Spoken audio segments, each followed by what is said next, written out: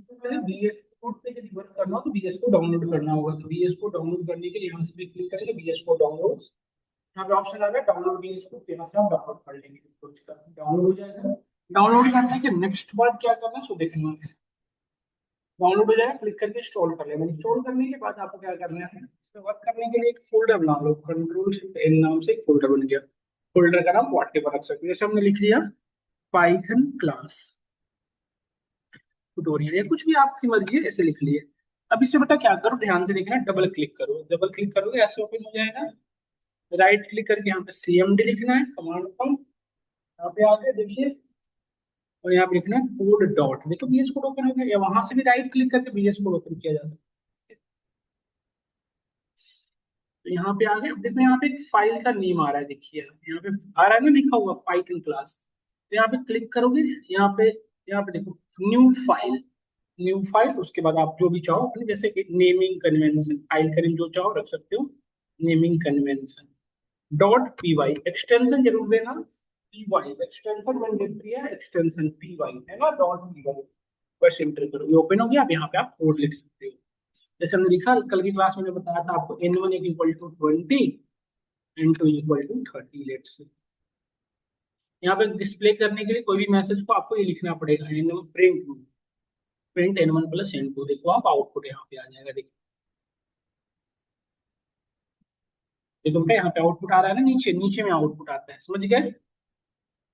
इस तरह से हम बीएस कोड पे कोड राइट करते हैं। डन। किसका क्वेश्चन था बताओ, समझ में आया नहीं आया बताओ यस।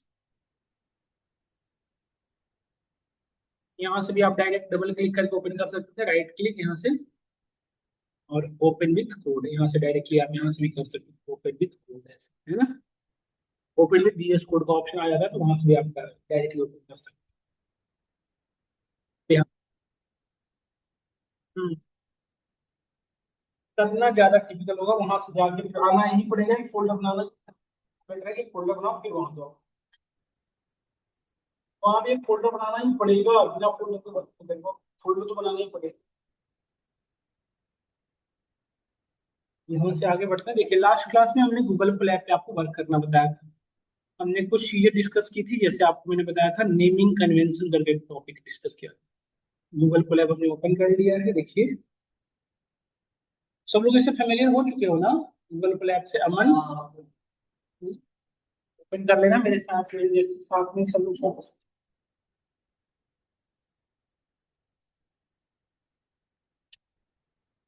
गूगल कोलैब ओपन कर लो। गूगल कोलैब ओपन करने के बाद यहाँ पे देखो टॉपिक का नाम जो जो आप लिख सकते हो। जैसे मैंने कल की क्लास में लिखा था नेमिंग कन्वेंशन, ये देखो फाइल यहाँ पे है।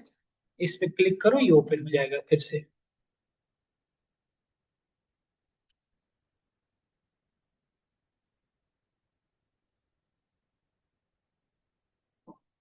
देखो ये चार रूल हमने कल की क्लास में डिस्कस किया था, क्या क्या। वेरिएबल का नेम हमेशा किससे स्टार्ट होना चाहिए बताइए, do not need of variable में को हमें डिफाइन करने के लिए। ये पढ़े थे ना कल की क्लास में, बताओ। एक्सप्लिसिट डिक्लेरेशन करने का क्या मतलब है बताओ। What is the meaning of explicit declaration woman.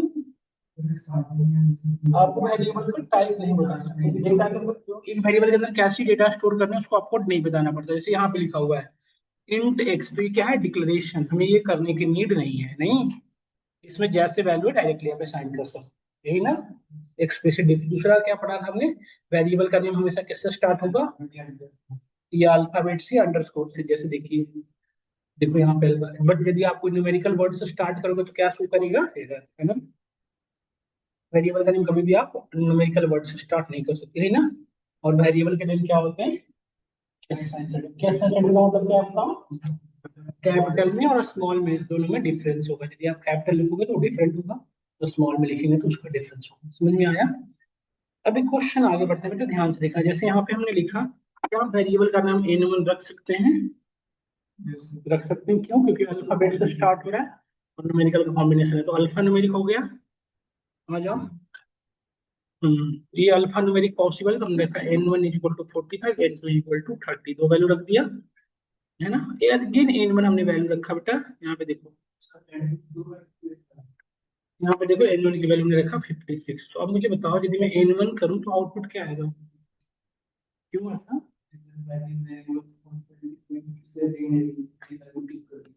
तो इससे 4056 कैसे आ रहा है? तो अब यहाँ पे मेमोरी मैनेजमेंट का कॉन्सेप्ट आता है। पाइथन में मेमोरी कैसे, देखो आप ध्यान से देखना, पाइथन मेमोरी मैनेजमेंट कैसे फॉलो करता है वो डिस्कस कर रहा हूँ। जैसे आप देखे सुने होंगे या आपने देखा भी होगा, वर्क करते हो एक कंप्यूटर पे, तो जैसे आप अपने कंप्यूटर में जो भी चीजें स्टोर करोगे वो कहीं ना कहीं स्टोरेज लेगा, कहीं ना कहीं स्टोर होता है। जैसे हार्ड डिस्क, एचडीडी कहीं ना कहीं स्टोर होता है ना, चाहे आप जो भी, चाहे इमेज वीडियो वाट एवर स्टोर कर दो तो कहीं ना कहीं वो स्टोर होता है। तो उसी तरह से ये यदि वेरिएबल को इसके अंदर स्टोर कर रहे हो तो ये कहीं ना कहीं तो स्टोर होते होंगे ना कुछ तो मेमोरी साइज देते होंगे, है ना। तो एक वेरिएबल को, ध्यान से सुनना मेरी बात सुन, तो जब भी एक वेरिएबल डिफाइन करते हो, this is called variable definition, तो जब भी एक वेरिएबल डिफाइन करते हो तो पाइथन की जितनी वेरिएबल्स हैं उनकी जो वैल्यू है वो कहाँ स्टोर होते हैं? हीप मेमोरी में। कहाँ पर स्टोर होते हैं? There is a heap memory. Heap memory क्या होता है? टेम्पररी मेमोरी होता है। जब आप पाइथन स्टार्ट करते हो ना, तो पाइथन कहाँ पे चलता है बताओ? को पाइथन कोड कहाँ लिखते हैं? पाइथन का कोड कहाँ लिखते हैं? पीबीएम में, पाइथन वर्चुअल मशीन में लिखते हैं, बताया था हमने आपको। एक करते हैं ना कोड पाइथन की। तो जब आप पीबीएम ओपन होता है ना, तो क्या होता है? पाइथन हीप मेमोरी क्रिएट करता है। आपके हार्ड डिस्क का ये पार्ट होता है, बट ये टेम्पररी मेमोरी होता है। टेम्पररी मेमोरी कि जैसे ही क्लोज करोगे, जैसे ही पाइथन क्लोज करोगे, इसके अंदर की जो भी चीजें रिटेन होगी सब के सब क्या हो जाती है? डिस्ट्रॉय। समझ में आया? तो अब क्या होता है, सो देखो आप पाइथन जब भी ये स्टार्ट करते हो तो सबसे पहले क्या क्रिएट होता है? पीबीएम। तो पीबीएम में होता है पाइथन वर्चुअल मशीन बेसिकली। अब देखो समझना है यहाँ से ध्यान से, पाइथन के अंदर कितने वेरिएबल है? 3 वेरिएबल है। नहीं सॉरी, अब सबसे पहले पाइथन की एग्जीक्यूशन कैसे चलता है बताओ? पाइथन एग्जीक्यूशन कहाँ से स्टार्ट होता है? टॉप से सबसे पहले कौन सा लाइन चलता है इसमें से? सबसे पहले इसमें कौन सा लाइन चलेगा? N1। ऐसे ही होता है ना, top to bottom, line by line, यही ना। तो सबसे पहले इसको N1, ध्यान से देखना, सबसे पहले जो वेरिएबल है, तो इस वेरिएबल को, इसको यहाँ पे इस वेरिएबल के अंदर वैल्यू स्टोर करने के लिए हर एक पर्टिकुलर वेरिएबल को 3 चीजें अलॉटमेंट होती है। पहला मेमोरी एड्रेस, कहाँ पे स्टोर होता है? उसका unique memory address. Memory address वाटेवर हो सकता है कहाँ पे? यहाँ पे हीप मेमोरी बॉक्स, 2929 कुछ भी लिख सकते हैं मेमोरी, ये तो मेमोरी एड्रेस कुछ भी हो सकता है। और ये यहाँ पे जितने वेरिएबल सबके यूनिक होंगे, दो वेरिएबल का मेमोरी एड्रेस सेम नहीं हो सकता। मतलब उनका मेमोरी एड्रेस सेम अलग सिनेरियो में होता है, बट ऐसा नहीं जनरली सेम नहीं हो सकता। तो N1 को आपको सबसे पहले क्या मिलेगा? इसको मेमोरी एड्रेस, फिर इसके अंदर वैल्यू क्या है बताओ? 45। तो 45 साइज ऑफ मेमोरी जितना लेगा, जैसे 1 KB 2 KB है, जितना भी स्पेस लेगा उतनी memory size, size of memory allotment होगा। और फिर इसके अंदर वैल्यू होगा स्टोर होगी 45, और इस वेरिएबल का नेम। समझे आप? ये चीजें लॉट करते हैं, वही बताओ, memory address, size of memory और मेमोरी नेम। समझ में आया? तो N1 के लिए सबसे पहले ये काम किया गया होगा। अब जैसे ही दूसरी लाइन चला, दूसरी लाइन में क्या रन किया होगा बताओ? तो N2 के लिए बेटा भी सेम सेम काम किया गया है। N2 की मेमोरी एड्रेस अलग होगी, इसकी वैल्यू के अकॉर्डिंग इसको साइज मिला होगा, और इसकी मेमोरी नेम रखा गया होगा। तो दो चीजें हो गई। अब जैसे ही आपने फिर से N1 लिखा, तो पाइथन के अंदर स्मार्ट मेमोरी मैनेजमेंट कॉन्सेप्ट है। इससे क्या होता है? N1 यदि दो वेरिएबल का नेम सेम हो गया तो इस वेरिएबल को अलग से मेमोरी एड्रेस अलॉटमेंट नहीं की जाएगी, इसको अलग से मेमोरी एड्रेस, तो मैं आपको इससे अलग से मेमोरी एड्रेस नहीं दी जाएगी। जो प्रीवियस मेमोरी है, जो प्रीवियस इस वेरिएबल, उस पे करंट को ओवरराइट कर देगी। जो 45 है इसके जगह क्या हो जाएगा? 56। समझ में आया? तो अब N1 की और ये दोनों की मेमोरी एड्रेस क्या हो गई इससे, और इसमें चेंज क्या हुआ? N1 की जो प्रीवियस वैल्यू है उसको करंट वैल्यू क्या कर दिया? मतलब अब N1 की वैल्यू क्या आएगी हमारे सामने? सिर्फ करंट वैल्यू। समझ में आया? हाँ। अब बेटा एक चीज समझो, मेमोरी साइज यदि जैसे देखो N1 की पहले 1 KB स्पेस ले रहा था, लेट से पहले स्पेस कितना ले रहा था? 1 KB। तो यदि 2 KB अलॉटमेंट हुआ तो क्या हुआ होगा बताओ? जैसे दूसरी N1 की जो दूसरी वैल्यू उसके लिए 2 KB आया, तो उसके इसमें, अब देखो यदि मेमोरी साइज बढ़ा तो उसकी मेमोरी एड्रेस अलग हो जाएगी। मतलब N1 की मेमोरी एड्रेस एक ही बार रहेगी, इसको अब डिस्ट्रॉय कर दिया जाएगा, एक नया मेमोरी एड्रेस मिलेगा, उसमें इसकी नई वैल्यू डाल दी जाएगी। बट 1 KB से यदि कुछ कम हुआ, 0.5, 0.15 के, तो इसकी आधी मेमोरी एड्रेस इसको अलॉटमेंट होगी, आधी इसको डिसलोकेटेड दिया है। मतलब N1 की मेमोरी एड्रेस अभी भी वही है, बस मेमोरी कम कर दी। बट यदि न्यू में साइज ऑफ मेमोरी ज्यादा हुआ तो new memory address. But overall पूरे इसमें हीप मेमोरी के अंदर N1 की एक ही मेमोरी एड्रेस रह गया, समझे, दो बार अलग। पॉइंट समझ में आया नहीं है, बताओ। तो इस तरह से तो अभी आपने क्या देखा कि दो वेरिएबल की यदि आपने वैल्यू सेम कर दी, आपने क्या देखा, यदि दो वेरिएबल की वैल्यू सेम हो गई तो क्या हो रहा था, प्रीवियस वैल्यू को करंट वैल्यू ओवरराइट कर रहा था। आपने क्या ही देखा ना कि प्रीवियस वैल्यू को करंट वैल्यू क्या कर रहा है, ओवरराइट कर रहा है, यही देखे ना हमने। और दूसरी सिनेरियो देखो, अभी करना, df1 इज इक्वल्स टू 45 और df2 इज इक्वल टू 45। इस सिनेरियो में क्या होगा, गेस कर सकते हो। अब इस केस में क्या है बताओ, इस केस और इस केस में क्या डिफरेंस है, यहाँ पर दो वेरिएबल का नेम सेम था, वैल्यू अलग अलग था। तो इस केस में क्या हो रहा था कि जो प्रीवियस वैल्यू को करंट वैल्यू पे वो क्या कर रहा था, ओवरराइट। और ये कोई तरीका नहीं है एक्सेस करने का, एक बार यदि 45 ओवरराइट हो गया तो परमानेंटली ओवरराइट। अब ये वाला सिनेरियो मुझे बताओ कि यदि df1 की वैल्यू 45 है और df2 की वैल्यू भी 45, तो इस सिनेरियो में क्या होगा बताओ, सोचो। बताओ चलो, बताओ क्या इसमें क्या होगा।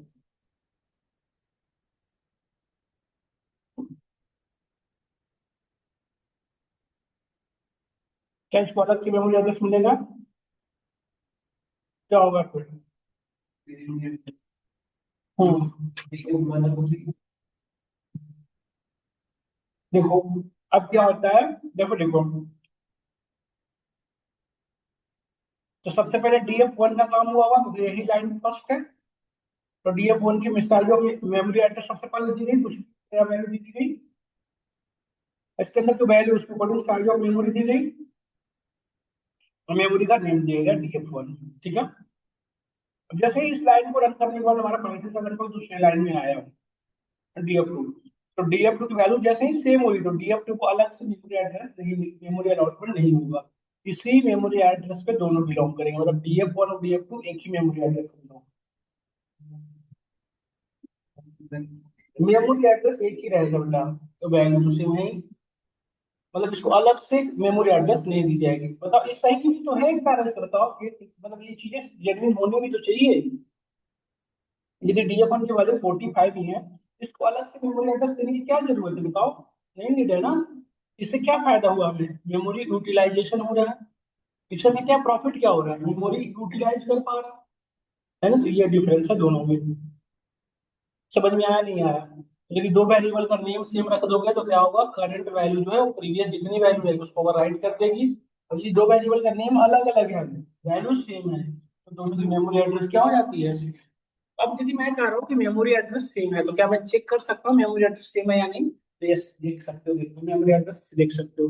किसी वेरिएबल का मेमोरी एड्रेस चेक करने के लिए हम यूज करते हैं आईडी नाम का एक फंक्शन। पाइथन में फंक्शन क्या होता है सो बताता हूँ, फंक्शन इज नथिंग बट, आगे पढ़ोगे आप अच्छे से इसको, block of code, function is a block of code जिसके अंदर multiple line of code written. It is a block of code जिसके अंदर मल्टीपल लाइन रिटेन है, इंग्लिश है multiple line, and that help us to perform a specific task, सबका एक specific task है। तो ये दो तरह के होते हैं, इनबिल्ट फंक्शन और यूजर डिफाइंड फंक्शन। तो अभी हम जो यूज कर रहे हैं वो क्या है, इनबिल्ट फंक्शन है। तो पाइथन में जो पहले से बनाए हैं, तो फंक्शन के बाद हमेशा ना राउंड ब्रैकेट मिलेगा, किसी के आगे से राउंड ब्रैकेट लगाओ मतलब, हाँ तो ये क्या समझना है इसको, फंक्शन समझ गए। तो आईडी बेसिकली क्या बताता है, किसी वेरिएबल का मेमोरी एड्रेस। तो df1 का मेमोरी एड्रेस चेक करना है तो आईडी ऑफ df1, देखो इसकी मेमोरी एड्रेस क्या बेटा, ये आया, और इसकी मेमोरी एड्रेस बताओ क्या होगा, देखो सेम है ना। देखो ऐसा क्यों, क्योंकि दोनों की वैल्यू सेम है। जैसे ही हमने वैल्यू अलग कर दिया, अब देखो इन दोनों के मेमोरी एड्रेस डिफरेंट, देख रहे हो ना, समझ में आया ना। तो ये वर्किंग फ्लो है, दो वेरिएबल का मेमोरी एड्रेस कब सेम हो सकता है, एक ही सिनेरियो में, कब, जब दोनों की वैल्यू सेम है। समझ में आया, एक चीज क्लियर हो रही होगी हम आप सभी को। अब देखो एक चीज और, जैसे हम N1 ऑनलाइन स्टूडेंट, आप लोग को भी क्लियर हो रही है ना चीजें, जैसे num1 is equal to, thank you, num1 is equal to 77 लिखा, ये दो अलग अलग लाइन लिखा हमने। इसी को बेटा आप सिंपल एक लाइन में लिख सकते हैं, num1 comma num2 is equal to 66 comma 77। तो यहाँ पे num1 की वैल्यू क्या हो गई है, और num2 की वैल्यू से, इस तरह से और भी वेरिएबल बनाना है तो आप कॉमा देके यहाँ पे बनाते जा सकते हो num, बट यहाँ पे फिर वैल्यू तीसरी देनी पड़ेगी, कॉमा देनी। तो अभी कितने वेरिएबल डिफाइन किया, आपको बताओ, कितने वेरिएबल हमने डिफाइन किया है, तीन। देखो num1 की वैल्यू 66, num2 की वैल्यू 77, num3 की वैल्यू तो डन। ये सुन लो। अब यहाँ पे एक छोटा सा क्वेश्चन पूछा जाता है, write a program to check number is, sorry, write a program has, क्यों लिख रहा हूँ इस लाइन से पहले, क्योंकि इस लाइन को मुझे कमेंट बनाना है। कमेंट बनाने के लिए क्या यूज करते हो, हैज। जैसे ही ट्रांसलेटर आपका हैज मिलेगा उस लाइन को स्किप कर देगा, आगे आ जाएगा, इग्नोर कर देगा, है ना। Write a program to swap the value of the variable. समझ में आया, मैंने कहा कि दो वेरिएबल की वैल्यू को स्वैप करानी। तो df1 कॉमा df2 ऐसे लिख सकते हैं ना, दो वैल्यू वेरिएबल ऐसे लिख सकते हैं, बताओ आप लिख सकते हैं। तो मुझे बताओ, यदि अब इन दोनों की वैल्यू को मुझे स्विच करानी है, मैं चाहता हूँ कि df1 की वैल्यू हो जाए 99, df2 की वैल्यू क्या हो जाएगी, अभी फिलहाल df1 की वैल्यू 88 है, df2 की वैल्यू 99। तो कैसे स्वैप कराओगे बताओ। देखो अच्छी ध्यान से देखना, यदि मैं यहाँ पे लिखा df1 कॉमा df2, अब जो भी वैल्यू यहाँ पे लिखूंगा वो उसकी वैल्यू बनेगी, बताओ। अभी यहाँ पे जो भी वैल्यू डालूंगा किसकी वैल्यू बनेगी, df1 की। तो यहाँ पे हम क्या लिखा, df2। तो df2 की जो भी वैल्यू रही होगी वो कहाँ चली गई, अभी फिलहाल df1 में चली गई, कॉमा कॉमा यहाँ पे df1। समझ में आया नहीं, आप बताओ आप लोग। अभी df1 में किसकी वैल्यू जाएगी बेटा, df2 की। df2 में किसकी वैल्यू जाएगी, df1 की। देखो यहाँ पर df1 की वैल्यू ये हो चुकी है, df2 की वैल्यू ये हो चुकी है। डन, समझ में आया। अच्छा एक चीज देखो, ध्यान से समझना, उस चीजों को एनालाइज करना। ये जो लाइन है बेटा, क्या ये यही लाइन है ना, इसको ऐसे भी तो लिख सकते थे ना हम लोग। ये लाइन और ये लाइन क्या सिमिलर है, या सुनो बताओ। जैसे ये लाइन जो है हमारा,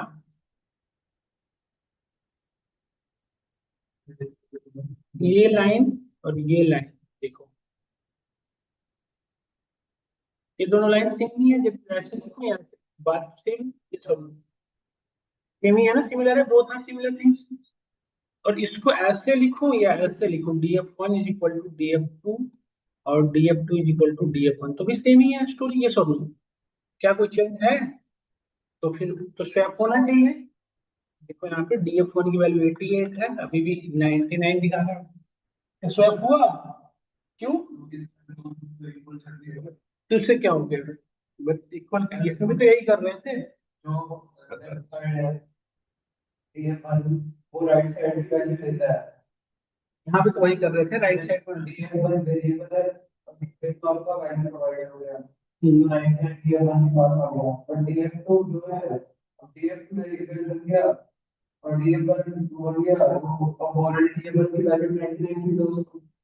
इसमें भी तो वही हो रहा था।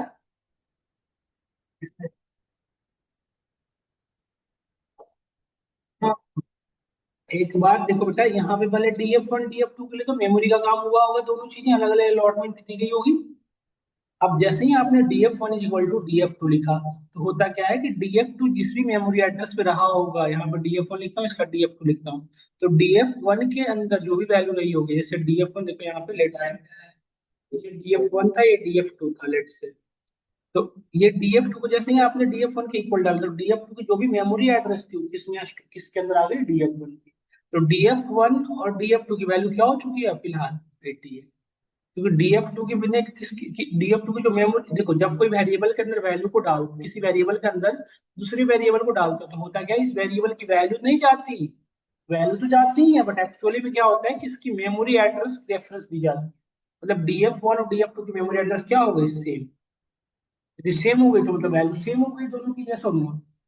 बट जैसे ही आप डी अब दूसरी लाइन में आए, तो अब df1 की वैल्यू क्या हो चुकी है बताओ, 99 हो चुकी है, क्योंकि df2 की वैल्यू 99 थी। और जैसे ही आपने df2 इक्वल टू df1 लिखा, तो df2 की वैल्यू तो वट एवर रही होगी, इंपॉर्टेंट नहीं है, बट df1 की वैल्यू क्या हो चुकी है, अब यहाँ पे भी क्या शो कर रहा है, 99। तो यहाँ पे ये काम करने के बाद ये काम हो रहा है, मतलब ये यहाँ पे हमारा इंटरप्रेटर टर्मिनेट हो जा रहा है, तो यहाँ पे हमारा कोड टर्मिनेट होने से पहले, मतलब एग्जीक्यूशन के टाइम में ही ये वैल्यू चेंज हो रही है, एग्जीक्यूशन हो रहा था ना उसी टाइम में चेंज। दोनों में डिफरेंस है ना।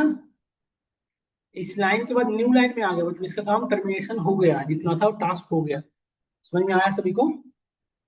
तो ये था हमारा वर्किंग फ्लो। अब यदि मैं आपसे कहूँ कि ये चीज स्वैप करना ही करना है, जैसे मुझे ये चीज क्वेश्चन था मेरा कि स्वैप करना है लेट से, तो कैसे करोगे? Write a program. यदि मैं यहाँ पे क्वेश्चन लिख दूँ कि write a program to swap two number using third variable, तो कैसे करेंगे? जैसे क्वेश्चन ये था कि write a program to swap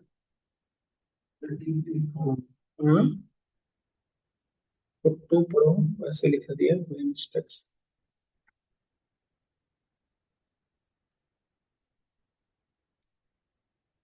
two variable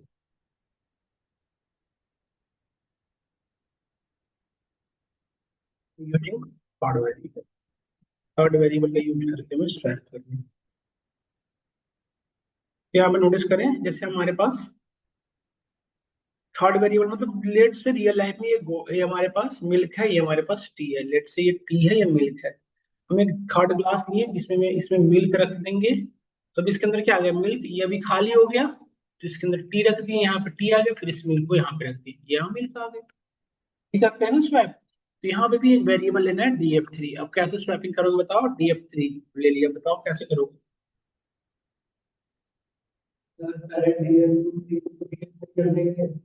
इसी को बता रहा हूँ, df3 इक्वल टू df1। अब क्या हुआ होगा बताओ?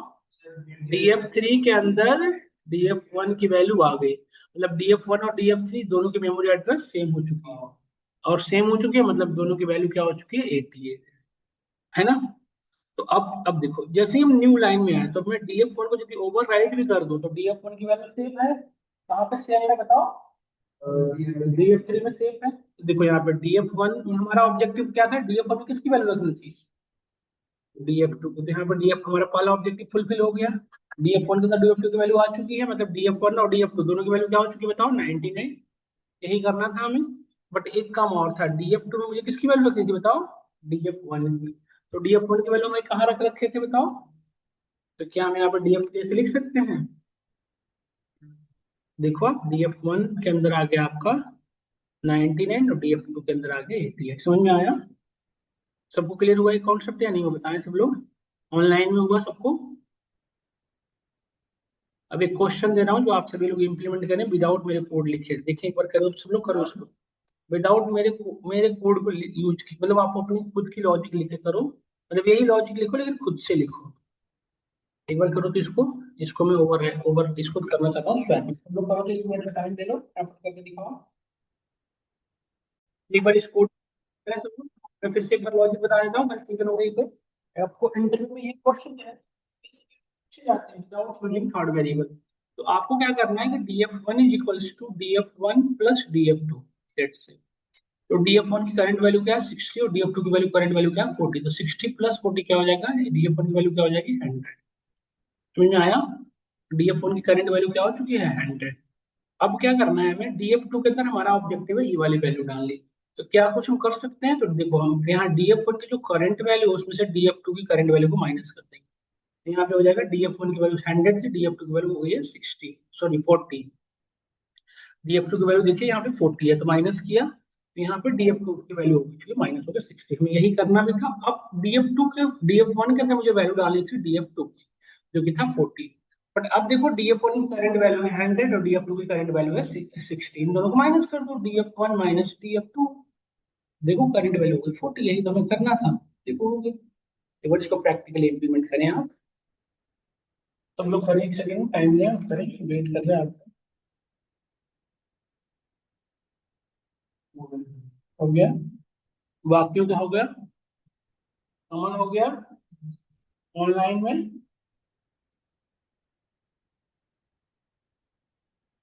वेरी गुड बेटा।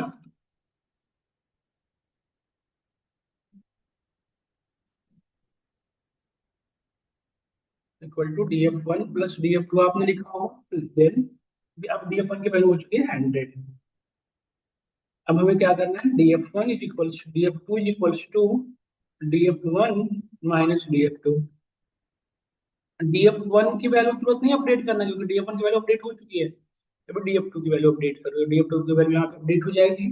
फिर हम लिखेंगे again df1 is equal to, अब यहाँ पे देखिए df1 की करंट वैल्यू है 100 और df2 की करंट वैल्यू क्या हो गई होगी?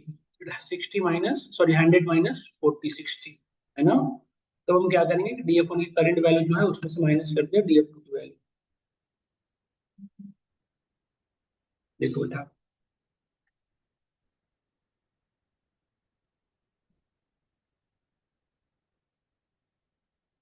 देखो DF1 की वैल्यू ये हो चुकी है, DF2 की वैल्यू ये हो चुकी है। तो देखो यही करना था हमें, देखो चेंज हो गई। ये मैं आपको समझाने के लिए लिखा, ये लिखना जरूरी नहीं है ऐसा।